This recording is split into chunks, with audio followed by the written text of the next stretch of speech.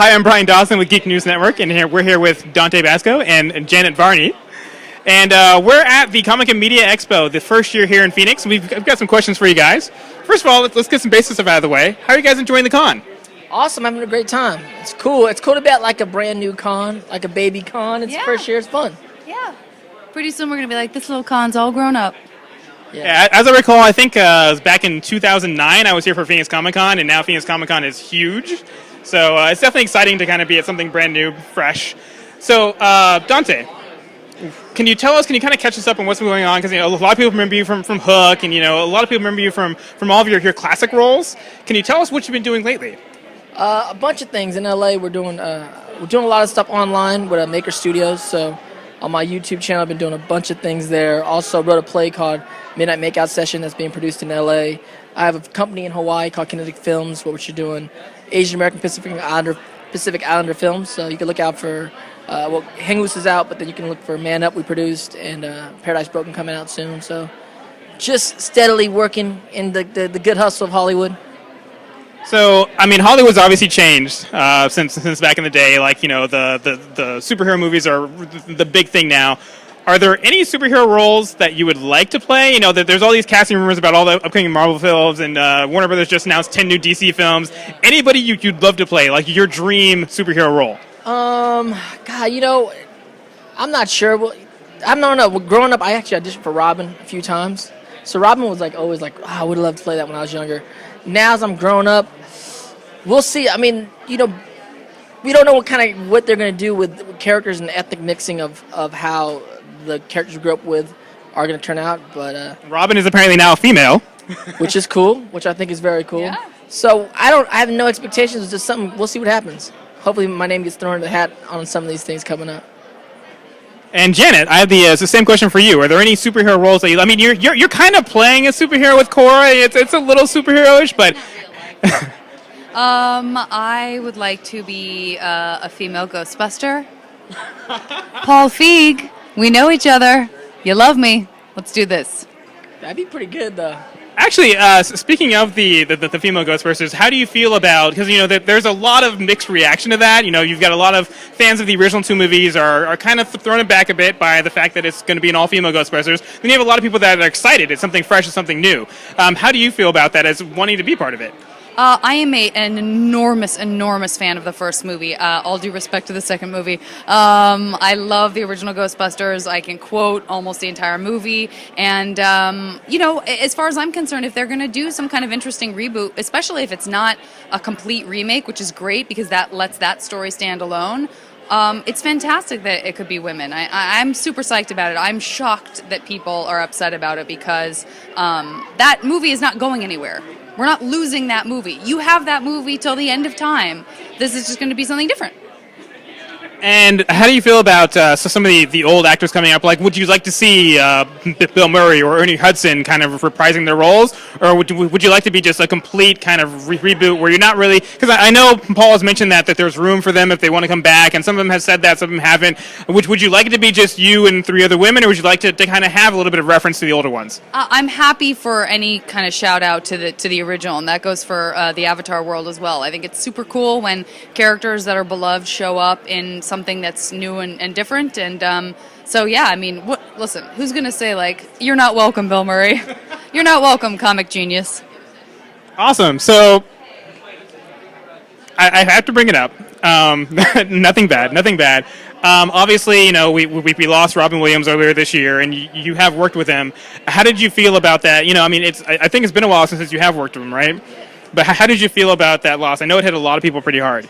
Yeah, it's obviously a tragic loss for the world, and he's just, I'm definitely fortunate to have him in my career and will always be connected to him. But I wrote about it, and it's really just the death of, the childhood of a certain generation that grew up with him. I mean, I grew up with him, Mork and Mindy, World According to Garb, Dead Poet Society. Like, there's so many things, even before I worked with him, that he's like that cool uncle, that funny uncle that you kind of grew up with your whole life. And it's one of those people that wasn't ever in the forefront of your mind in certain ways, but then when something like that happens, it's very sad because our heroes that we grew up with are passing away, which also is letting us know that we're growing up. It's like that kind of thing, Yeah. So it just had that kind of effect on me, and he was a great artist that he'll be forever mourned. So, kind of moving on to happier moments. When it comes to Legend of Korra, a lot of people were kind of taken aback by some of the changes that they're talking about with season 3 and stuff. How do you feel about the direction that it's moving? From the onset to now. Well, I think that Mike and Bryan are brilliant, and they're geniuses, and they're incredible people and human beings, and I think all of that stuff comes through in the show. And I think what's exciting for me about the show is that it's so fluid and it changes so much, and that's a crazy universe they've created, and a lot is possible, and that with all that possibility comes a tremendous amount of challenges. And they've had very specific ideas about the stories they wanted to tell from book to book, and I think obviously they stayed true to that. And what can I say? I'm a huge fan of the show, so I don't have anything critical to say about it, really. When it comes to voice acting, a lot of times there's another language that you're coming from. For example, with a lot of the other animated series, they have a Japanese background, and so if you're doing voice work for something that was originally voiced in Japanese, as somebody who does a lot of voice work, how does it feel to do something that people aren't automatically comparing it to? It's a total honor. It's a total honor. It really is. I pinch myself still. I mean, it's been 5 years that I've worked on the show, and every time I see an episode, I still kind of shake my head and get a tear in my eye and go, I'm just so lucky. I'm so lucky. I'm very, very aware of how lucky I am. Is there any voice work or non-voice work coming up that we should be aware of? I love to talk about one of my other favorite things to do, my podcast. It's called the JV Club. It's free. It's on Nerdist. It's on iTunes. I interview a lot of really cool people, primarily women, a lot of, people on great shows like Mad Men and Community, and it's a blast to do. I love it. I've had a bunch of the Avatar girls on it. And, I'm also on a show on FX, a live-action show called You're the Worst that I think is totally great, and we get a season 2 coming up, so check that out. And check out all Dante's rad stuff, and I do a comedy festival in San Francisco that people should come out for. It's almost 3 weeks long, and I'm there the entire time, and I love getting to meet fans there and watch comedy lovers be satisfied. And how do both of you feel about coming to cons? Like, cons these days are kind of a lot bigger than they used to be. It used to be if you were on Star Trek or Star Wars, you went to a con, that was it. Now, all the fans want to see everybody, no matter what you're in, whether it's sci-fi, whether it's nerdy, whether it's, people would love to see, the cast of Gone Girl at a con if they could see it. So how do you feel about how the cons have kind of evolved, and it's just the interaction with fans and being more personal with them? Both of you, actually. Yeah, I think with the with social media, it's really changed the engagement of the artists, the talent side with the fan side. Coming up in the 80s and 90s, you'd probably get a piece of fan mail that was written 2 months ago from somebody, and now you can have full-on conversations. And I think that's really broken down the wall to the awkwardness between what it is that we do and what it is the people that enjoy what we do.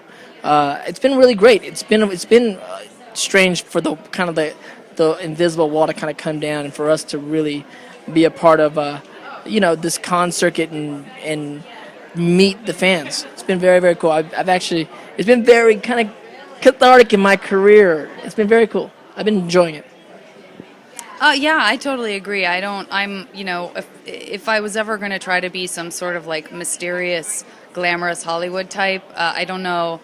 That would just be terrible for me, because I'm just a big nerd, and I love the fact that we have way more in common with each other than we do have differences. So I come out and do cons to remind people that they can do what I do. I'm not gonna walk around like Hollywood elite going like, I'm just special and that's why I'm here and you're there. To me, it's like, dude, I don't know how I got here, but if I can get here, you can get here.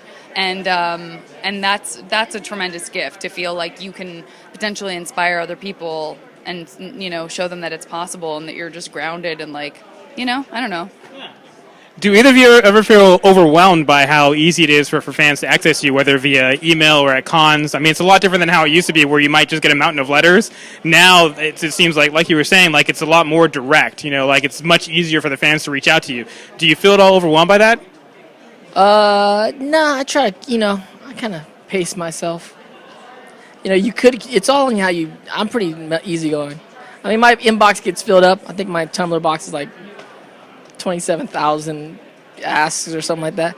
But you know what? They know and I know that you can't get to all of them, and you get to what you can. And the way I look at it online is like we're just having this ongoing conversation, and so it's ongoing.